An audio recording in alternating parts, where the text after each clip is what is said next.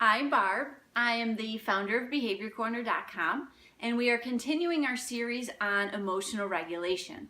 Specifically, the last few emails and blog posts that you have received from me have spoken to the point of regulating your own emotions and also gave you quite a few strategies to be able to start teaching your kids how to regulate their emotions.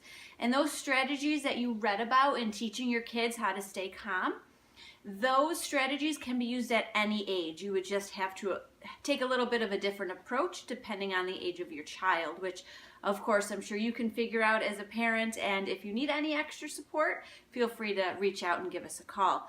So as far as you being able to stay calm, that's priority number one, and I'll tell you why that is. That is because if you are not able to stay calm, in other words, if you're not able to regulate your emotions, there is no way that you can expect your child to be able to regulate theirs.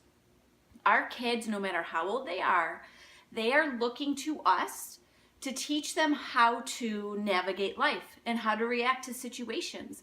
So if you are not staying calm yourself, it's going to be extremely difficult to be able to teach your child to stay calm in situations.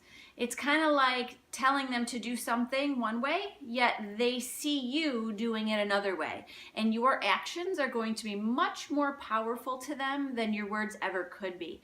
So if you did have a chance to read through how to stay calm blog post for yourself, I'm glad. I'm sure you saw a lot of those strategies that I was talking about, such as perhaps setting a timer when your child is in tantrum phase, setting a timer for say 2 to 3, maybe 4 minutes, and letting them know when the timer goes off, it will be time to resolve this, to stop the tantrum or whatever it may be, whatever your direction would be. And this act of setting the timer does not only benefit them, but it gives you some time as well. It gives you some time to perhaps take some deep breaths, to think through what your next steps may be, to do some positive self-talk, such as, I know my child is only such and such age, I need to be the one that teaches him or her these skills, I need to be able to stay calm, whatever it may be, whatever your coping skill that works best for you is, you will have the time to do that while this timer is ticking down for your child to be able to get his or her emotions together, or at least their thoughts together, to be able to talk to you. So those are a few things that I presented to you in that post that I'm hoping that you find useful. When you are able to do these things, and you're not only helping yourself to stay calm, but above and beyond that, you are showing your child that you know how to regulate your emotions, and you're not going to let life's ups and downs impact the way that you're functioning day in and day out. This is huge because, again, you are your child's ultimate role model. You are the one that they are looking toward to see how you handle things, how you answer questions, how you deal with life, how you do even menial tasks like clean the house. They're looking to you to learn how to live their own life. And they're going to be learning this year after year as they grow into an adult. So this is the time, no matter how old your child is, start now. Start using those coping skills that you ultimately want them to use. So that being said, I want you to reflect back on some of the emails that I sent you this week. And one in particular, I was talking a lot about how life isn't perfect. And I know that email may have sounded very negative, and it was not meant to be negative. It was just factual. And we all know life isn't perfect. We don't have that crystal ball to be able to say what's coming along in the future, to have that time to plan for how we may react or what choices we may want to make. So we need to be able to use the emotional regulation skills that we so desperately want our kids to use when they are faced with life's ups and downs. Things don't go well for us sometimes, and the same is true for them as well. So because life isn't perfect, we need to really be honing in on the skills that are most effective for us and our kids. So that being said, I want you to keep in mind that your coping skills that may help you one day may not be so perfect in another situation. Maybe they don't help you 100% of the time. And I just want to put you on alert that the same is true for your kids as well. It's going to depend on the situation. It's going to depend on their mood. And kids inherently will test the limits. They will test the boundaries to see, in this case, of coping skills, do I really need to be using these coping skills every time? And what might happen if I don't use these skills?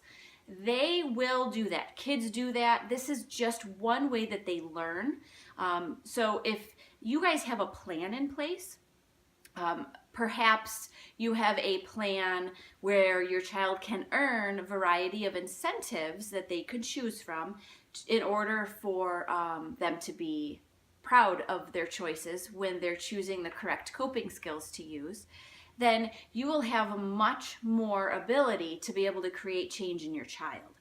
So, for example, let's say you set up a behavior plan where you have a list of incentives that are an extra 10 minutes of TV, an extra snack at night. Maybe your child gets to stay up 5 more minutes.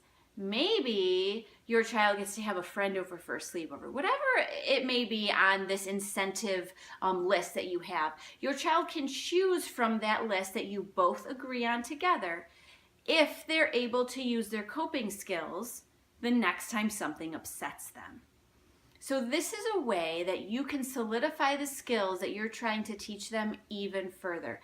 So be prepared to put something in place. We're going to call it a behavior plan. You can call it a coping plan or whatever you may choose.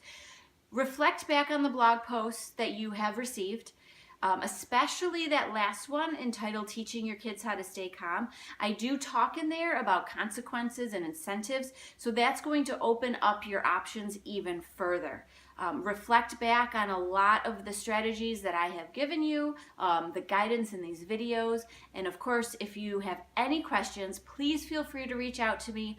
All my contact information is on my website, behaviorcorner.com, and I truly wish you the best in your parenting journey, especially in the area of emotional regulation. We need it as adults. We need to be able to regulate day in and day out, and so will our children, especially with every year that goes by. Their expectations get more intense at school, as they should at home as well, as they become more responsible and they're growing into adults. So again, I am here for you. I am here to support you, and I will see you soon.